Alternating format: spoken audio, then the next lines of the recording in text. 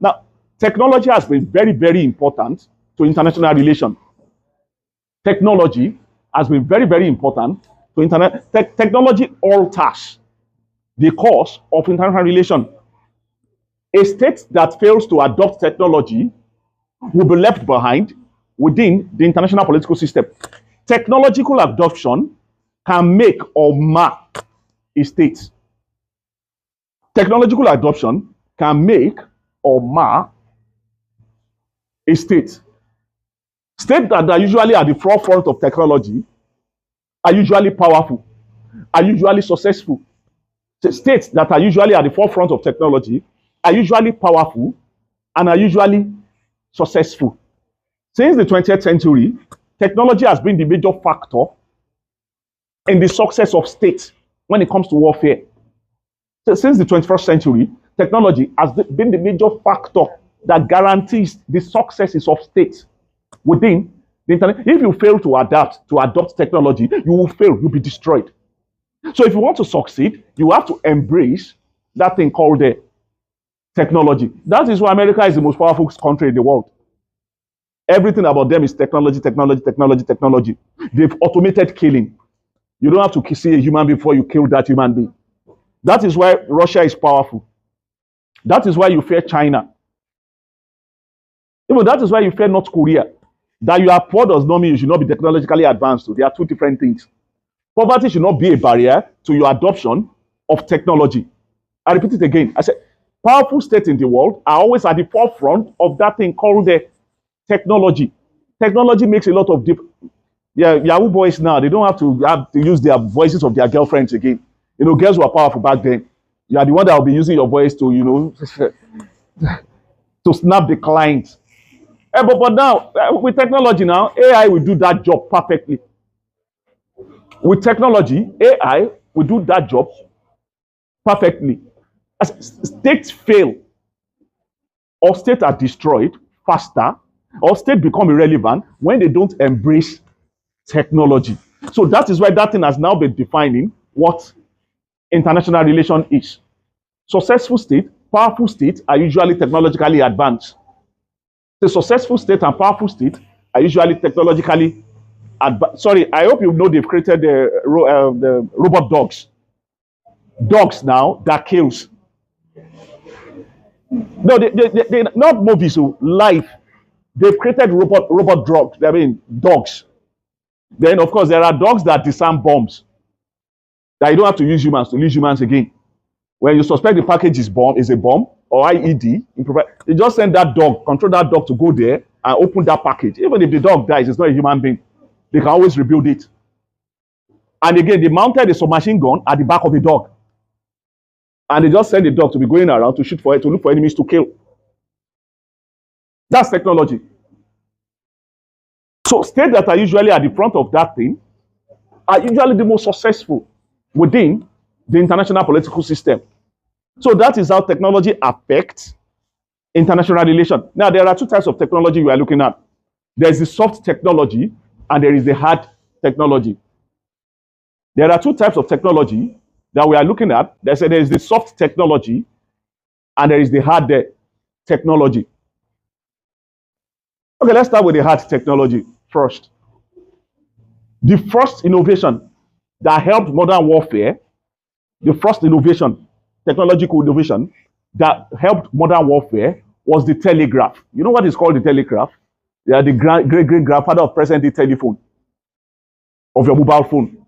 Telegraph.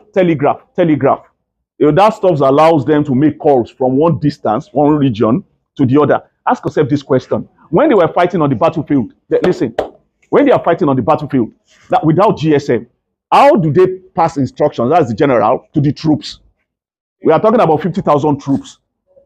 How do you tell them shoot now from the front and the people at the back will hear that instruction? How do you tell them go to the left or go to the right? If the general is at Okuku and the captain is somewhere at Oshodi, how do you give him that instruction? Tell your boys to stand down. Tell them to go to Oshobo. Tell them to go to Ogun State. Before, they used to make use of horses and men, riders. They will tell the man to drive very fast from here to Oshodi, give the captain the instruction. So if they kill that man by mile 2 now, that's the end of that instruction. So it can take the man 6 hours to get from here to there. So they now introduce the telegraph. It's like a telephone. So it makes it easier for you to coordinate on the battlefield. So you don't have to look for any rider. You don't have to give them water and give them money to deliver that message as it is. You are lucky that now we don't have phones that delivers mail. You can send the email. I don't know if most of you knows anything about postage service, posting letter. I don't know if you know about stamp. Do you even know any post office around? You know, that stuff is a dying art. When you want to post a letter then to maybe Ogun State or to Osun, and you pray, you put anointing oil so that the letter will get there safely. You know, you write the thing, put it in an envelope, then you put the stamp, go physically to the post office, you drop it there. 2 weeks, it might still be there. It might not even live there 1 month. And probably the letter you're posting now will get there 3 months from now. The thing you needed that thing for had expired. By the time that person even respond, about 6 months later. That was what we used to do until technology now came. You know, just phone. Good morning, good morning. Meet me in school, meet me in school. It was the telegraph. So it made it possible for states with that thing to coordinate their movement on the battlefield. And that was what gave the Europeans the edge, especially Germany and France, in their different wars in Europe.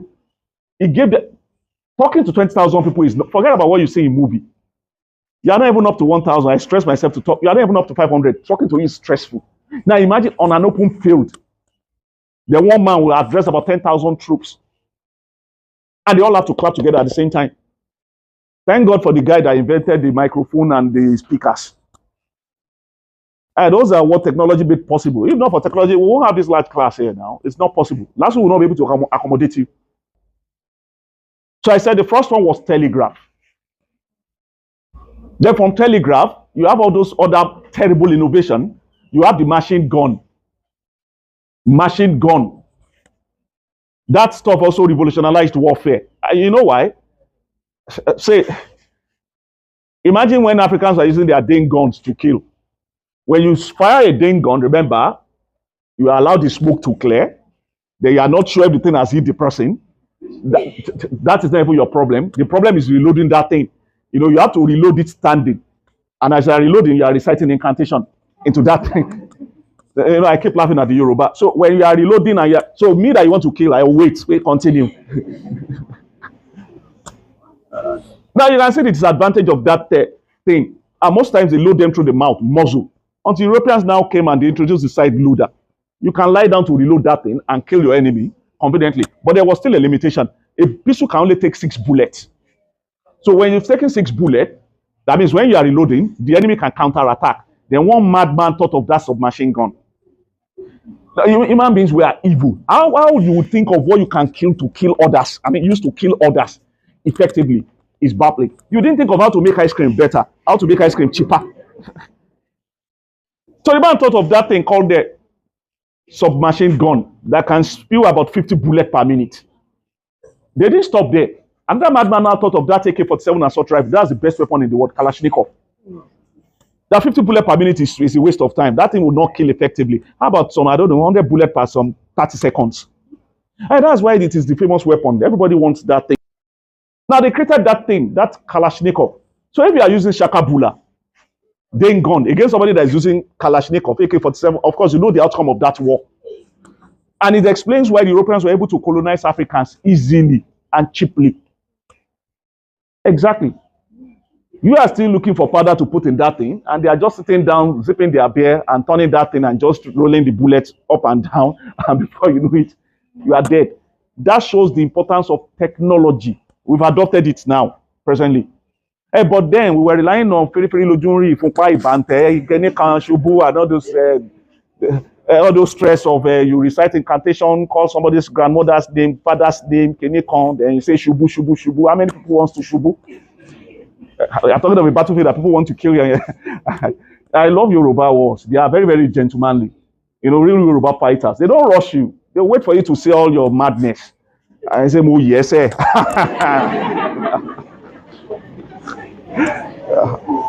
It's only the coward that will attack you. No. Yorubas will go around you, look at you, size you up and down. You will look almost turn here.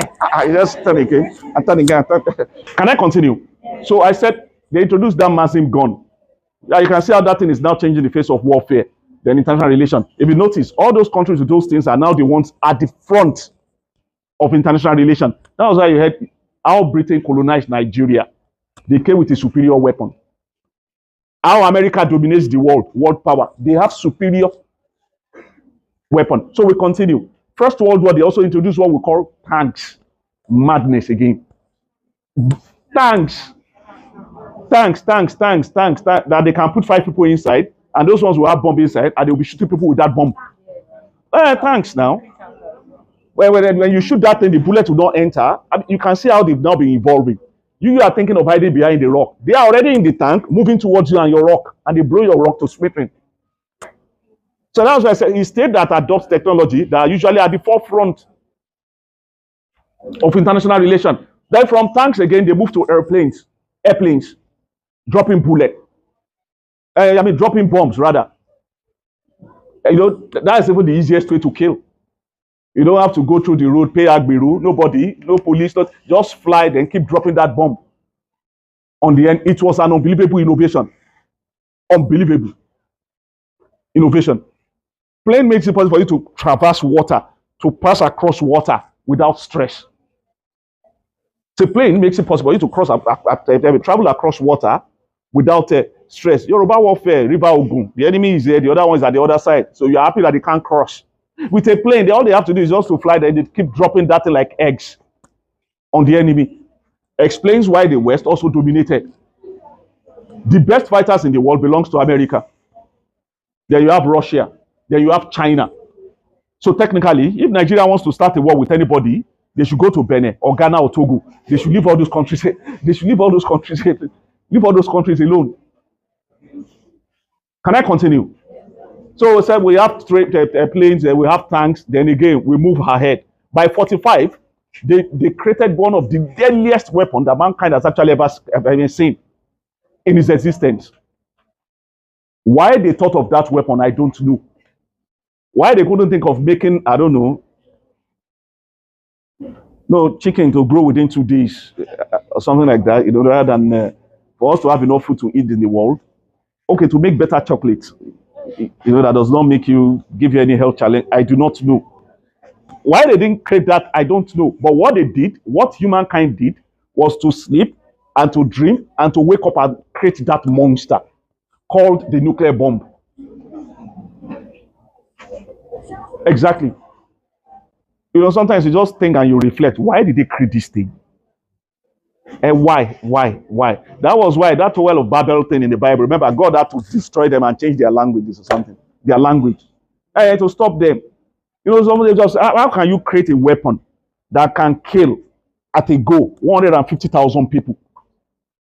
That's instant. Then there's still the long-term effect of that thing. Normal warfare, if you are using guns now, you only kill the man and the woman, or if she's on the battlefield, and it ends there. A nuclear weapon will kill you, kill your cat, kill your rat, kill your dog that does not know anything about what is going on. Kill the bus conductor. Kill the car you parked there for more than 10 years. Even your housefly, mosquito, they are not spared. Everything is destroyed. Kill your vegetation. For the next 50, 60, you can't even near that place again. That is what a nuclear bomb is. Then, of course, apart from that, it gives you long-term sicknesses and diseases. Cancer, leukemia, hemophilia. You just get all those, hemophilia. You know what hemophilia is? And that stuff that when you have a cut, it won't be able to heal. Yeah, you just keep licking like tap water. They are gone. And those are part of the packages you get from nuclear weapon. Mankind created it, not God. And they've refined it. They have more deadlier ones now, presently. That's how you know a world power. That is why when you talk of superpowers, you say America, they have it. Then you say Russia, they also have it. Then you say China, they have it. Then that small country too, that's why it's a big boy, North Korea, they have that bomb. Then after that not big country, then you have Nigeria. Don't underrate Nigeria. For the soft, you have internet-enabled things, or IoT. I think they refer to stuff like, I don't know, you've heard of IoT. You've heard of IoT, Internet of Things, where they say everything is wired. Everything. Your home is wired to your car, then to your fridge, to your wristwatch, to your phone. You can be in school now, you can be controlling everything at home through your phone.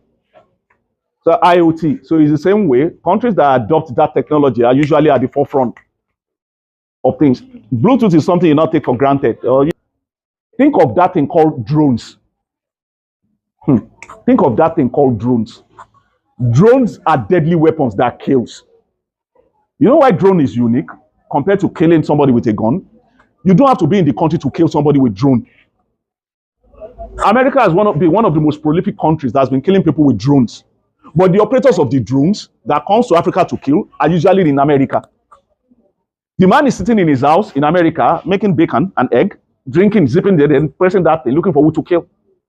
In faraway Nigeria, or in Europe, or Asia. And that is technology. You don't have to see their faces or know their local government area to kill. No, it does that example. Soft, pilotless plane that you control as if you are playing games. Yeah, that's how they kill people with that thing. In fact, ladies and gentlemen, good news. Nigeria has been using drones to kill terrorists in Sambisa Forest. Yeah, we've been using drones to kill. You know, it's cheap, very cheap. And there is no loss of human life. At most, they will destroy the drone, not the human. The war between Ukraine and Russia, both of them have been using drones too to kill themselves. When Hamas and Hezbollah attacked Israel later, they used drones to attack Israel. So you only kill people in their houses, civilians, then you don't kill people on the battlefield with that thing. And that was why I said, state that fails to embrace technology, they are dead. Simple.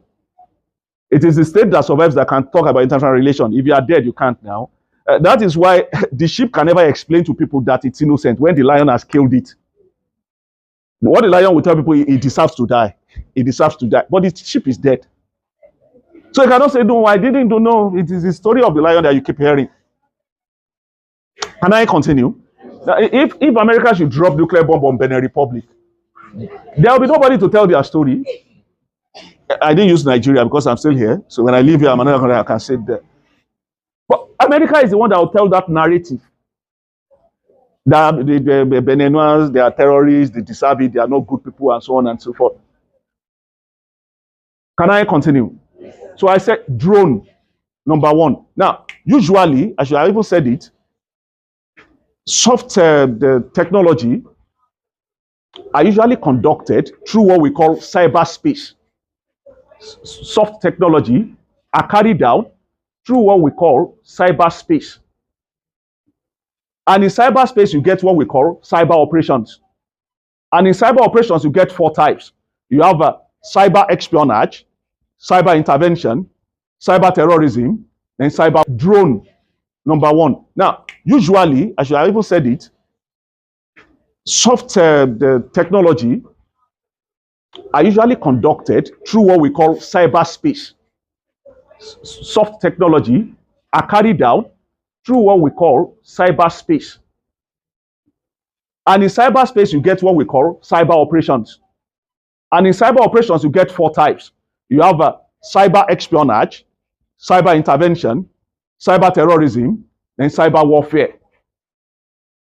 The soft technology for international relations are usually conducted in cyberspace. Cyber, you're all aware of that. If you use a computer, you're already in the cyber. You are in the ether. They call it ether. So you're in cyber. So cyberspace, things that you do in cyberspace related to international relations or warfare are usually called cyber operations. So under cyber operations, you have 4 types for any state that wants to survive at all. So everybody must be technologically oriented. There is no way as a state you can survive without being technologically inclined. The same way as a student, you cannot survive without being technologically. If you don't know anything at all, you must know how to use a PDF. If you don't know anything at all, you must know how to use a PDF as a student. By 300 level, you must know how to type. All these assignments you are studying, that's not it. By then, they'll be forcing you to do individual. You must type. So I said cyberspace operations. Then you have cyber warfare, cyber terrorism, cyber espionage. Finally, you have a cyber intervention. Those are the four. Cyber warfare are conducted by states against other states. Cyber warfare are usually conducted by states against other states. Like what you call hacking. But these ones, they have real world significance to hack. They are usually conducted by one state against the other.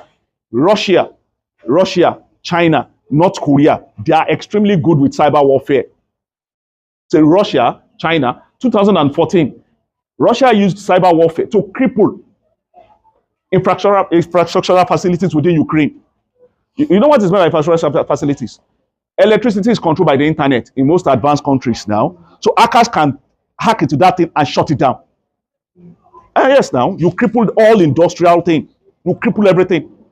Then hackers from Russia try to destroy the American water system. They turn it off and mix chemicals with it remotely. Those guys were in Russia and they were controlling that thing in America. That's cyber warfare. So I said it can only be carried out by one state against the other. I'll give another perfect example. Between 2005 and 10, Iran is trying to build a nuclear bomb.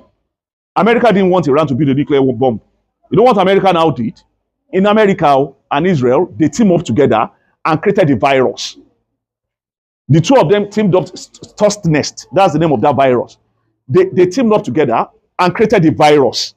From their base in the West, they infected Iranian computers, making that nuclear bomb in Iran, and they shut it down without going there physically. Created the virus in your room and you infect the world. Say that the same way you have it that way is the same way you have state doing it. Now, say that the same way you have it that way is the same way you have state doing it to themselves. In fact, 2023, that was last year now, though we are not sure yet, though they are saying these ones are criminal. But then, cyber warfare was used to cripple the health system in Britain. They shut down the whole health sector. Doctors, physicians, patients no longer have access to their record or their system. They shut it down. And they now said before they can give them access to that back to that thing, they have to pay a certain fee, ransom. Unbelievable. Everybody, you just woke up, you want to check, but everything was locked down. So that was why I said at the beginning, states that are not at the forefront of technology, they failed already. They will be left behind. They've lost it. So cyber warfare can be taken by states. Cyber terrorism can be conducted by non-state actors against states. Can be conducted by non-state actors against the states. Cyber intervention is what we call disinformation warfare. We experienced it in Nigeria. I'm sure you were alive then when they carried that out. Cyber intervention is what we call disinformation warfare, or what you call propaganda. Can you remember when they said Buhari had died? Can you remember that they said the man that was our president then was from Sudan? And unbelievable, people were analyzing, check his nose, check his hair, check his...